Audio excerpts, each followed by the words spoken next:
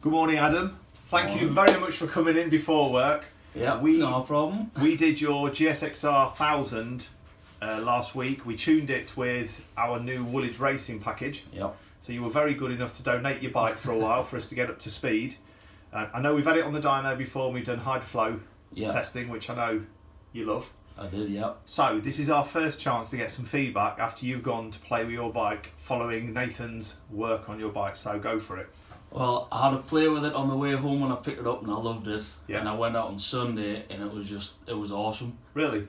Yeah. Always in first gear there was a bit of hesitation and then all of a sudden the power just kick in, catch you off guard a bit. Now the power's just there but it's lovely and smooth. Really?